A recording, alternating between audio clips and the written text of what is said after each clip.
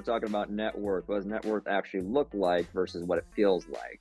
This blends in rather nicely with our last episodes. We're talking about shalala's, having ideas and wants and desires of how life should be versus how it actually is. To kind of prove the point of net worth, I brought a good friend of mine, Mr. Bilson. Mr. Bilson has a rather exceptional purview into finances. You can describe this however you want, but how would you describe your moderately luxurious financial standing? I guess plainly, I currently have enough money to where I no longer need to worry about never having to have a job for the rest of my life. I don't currently have a job, currently medically retired from the military. Right. And you're bringing up being medically retired from the military. Now, as far as the funds that you accumulated, having to worry about having a job again or a place to live, is that independent of your medical retirement?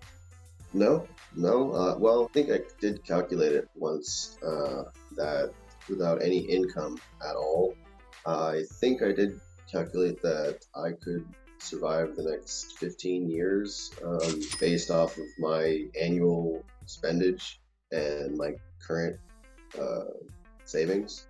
Yeah. And to put that in perspective, the average American doesn't even have 3 months of emergency savings lined up. So if you can survive for 15 years with no other source of income, and I'm presuming keeping your lifestyle the way it is, yeah, that's beyond top 10% in terms of being able to sustain yourself.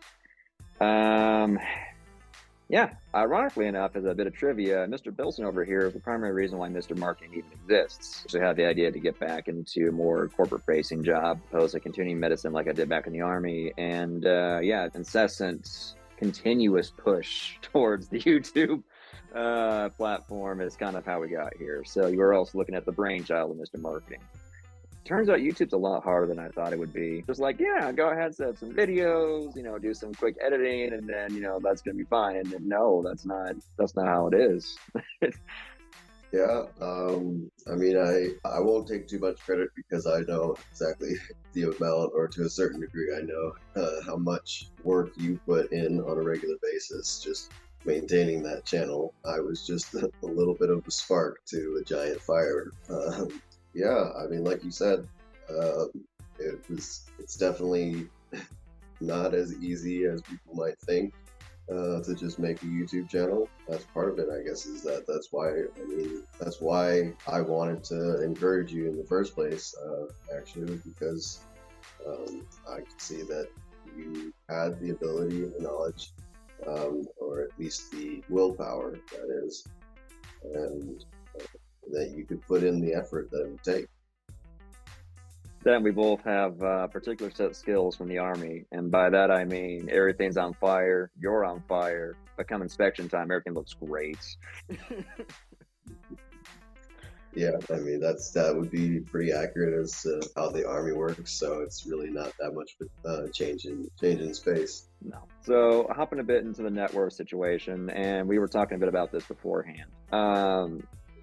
With what net worth really looks like, simply put, how would you describe true net worth, as in the net worth that you're living with, versus shalala net worth, what people think it is, what they hope it is, what they hope to achieve? Basically, la la land. Well, I guess I'd say that to most people, when they think of high net worth, they're thinking of someone wearing probably a Gucci suit or something, driving around in maybe an Audi or some type of I was thinking like a Tesla or something like that, but some high-end car or whatever is going to, I guess, make big noises when they start it up, right? Yes, that's the universal "I have a small penis" noise. Everybody knows exactly what that is. As long as the louder that your car makes a noise, the bigger your penis is. I think you got the other way around. The louder the noise is. No. That's the logic there. That's the logic there. It's exactly what I said. I revved it up 8,000 RPMs. I must have gained at least 3 inches. Oh yeah. In terms of like, thinking that you have the big stuff and that makes you a better person. In contrast, what is actual net worth? What does that actually look like on a day-to-day basis? So, in contrast, I mean, I currently live a really comfortable life now, frankly, to where I don't have to worry about ever really running out of funds. I can, if I see something that I want, I buy it. Now, with that said, I don't end up going. I don't own any Gucci suits. I don't own a Ferrari or anything like that.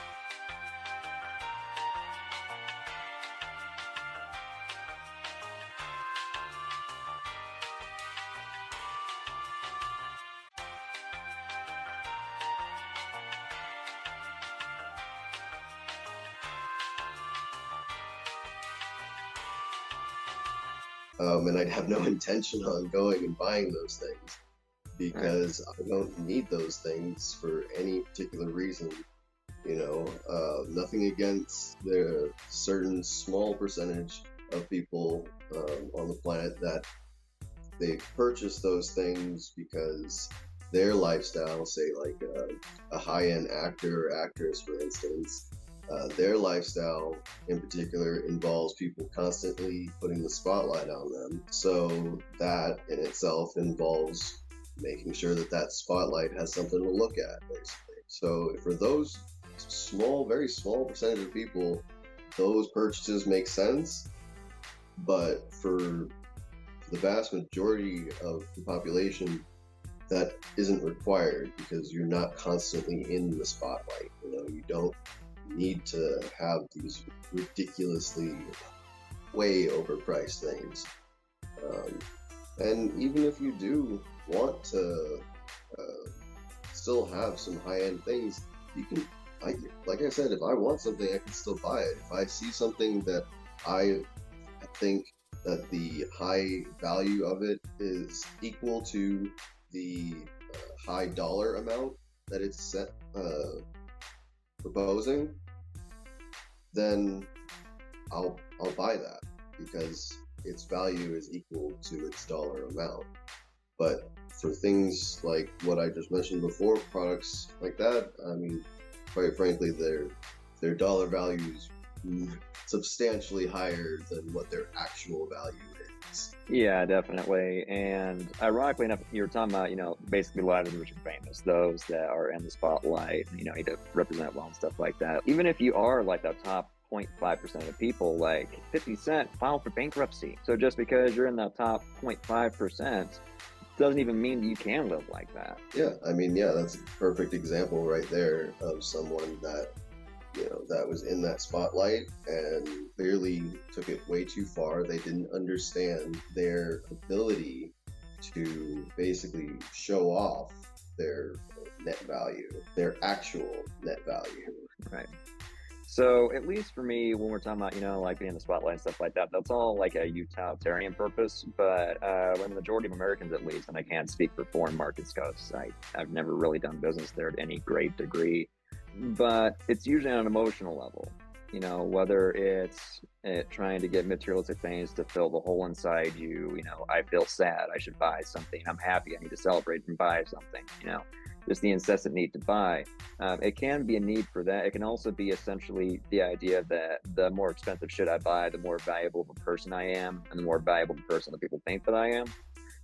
Those are two separate conversations altogether between I'm thinking I'm more valuable because I have all this expensive shit that is really of no value, and other people think I'm going to be of higher value. So considering that other people thinking their higher value is more in line with, kind of what this channel is about, we'll say that a little bit towards the end. But addressing the first point, people thinking that, oh, I bought all this expensive shit, therefore I am a more valuable person. I can essentially live the life of that higher percentage of people. What do you think about that? Yeah, I mean that is an excellent way of putting it plainly. That it's really just a question of what do you really want. I'm talking to the viewers right now. Is what do you want more than the other? Do you want other people to think that you have value, that you have high value, when you really do not, because you are overspending how much you have, or do you want to have a value and be able to live a life that you are comfortable with because you have actual value. And in turn, at some point, whether, if someone doesn't think that you have value because you're not wearing a Gucci suit or you're not driving around in a Ferrari, then that person likely is suffering from what you just described pretty well as just an emotional look at value. Yeah. So kind of taking this out of Shala La Land into reality land, for somebody that, again, on an individual basis, I'm kind of saving the social view of things for later on, but on the individual basis, I buy this stuff, therefore I'm more valuable. Where do you think that even comes from? Likely, if I had to guess, I would say it's that value is based off of each individual, right? It is based off of each individual's opinion and their idea of how much that thing brings to either the world or their life or both, right? And if someone starts to think that the way that other people might look at them, I say might because they don't actually know that that's how people look at them. But if they start to think that the way that someone might look at them is worth more than their actual abilities to purchase things or to just get by on a daily basis, or their ability to have a savings that allows them to live a comfortable life, if they think that the way someone might look at them is more important than those things, then I guess to that person that there's always going to be a higher value in that.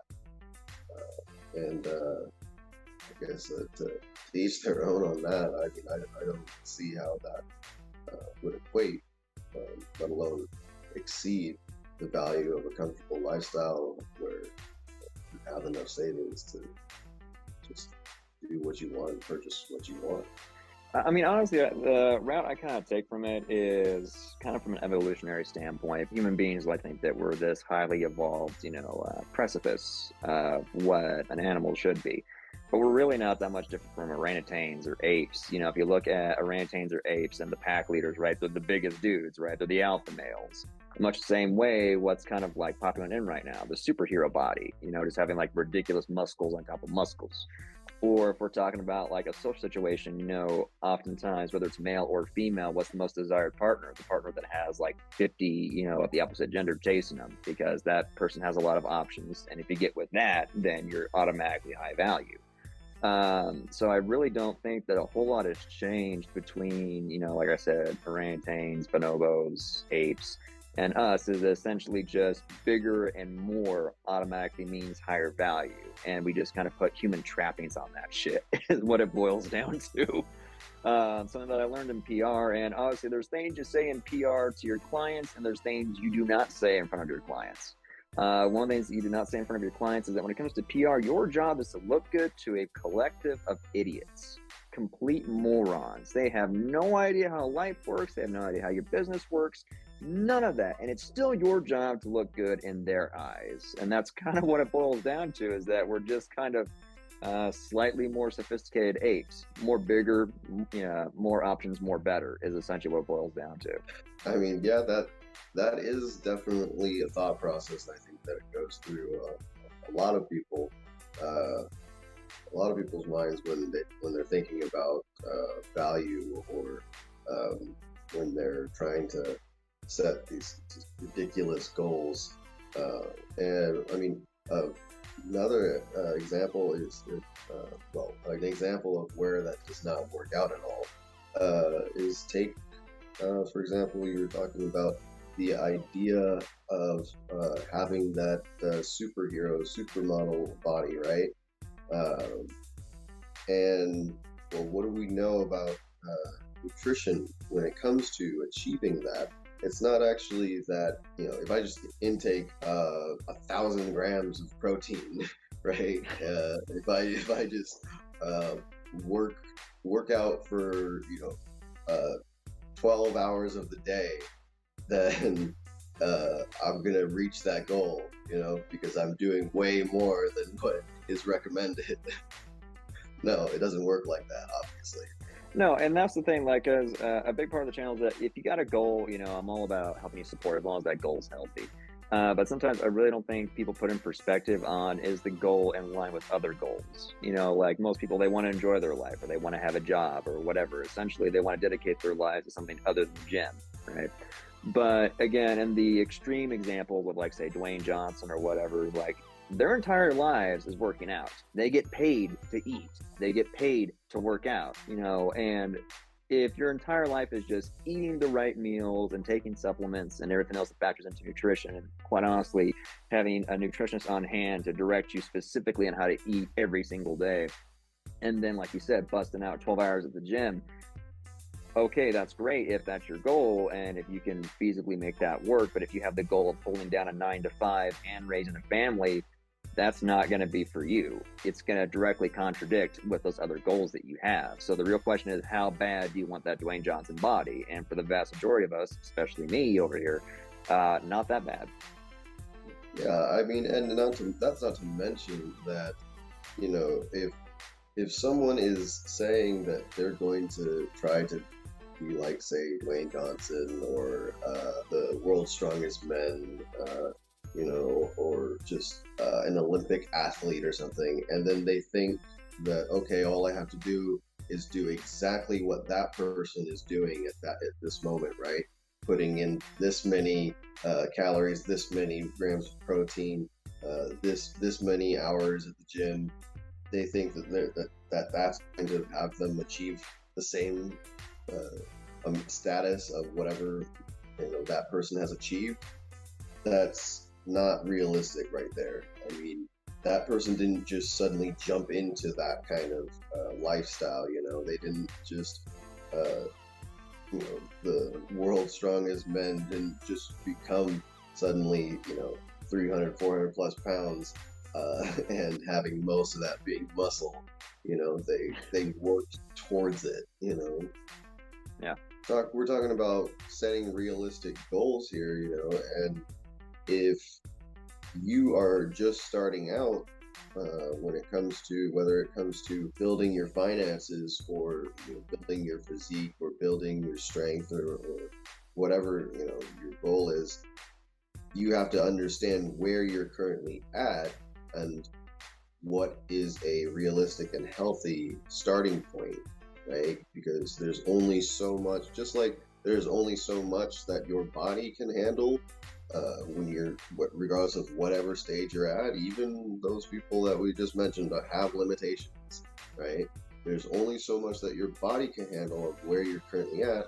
And the same goes for your financial status. There's only so much that you can currently do with the amount of money that you have. Yeah. There's some really good stuff in here. I wonder how long we can keep going until people don't watch anymore. Let's see.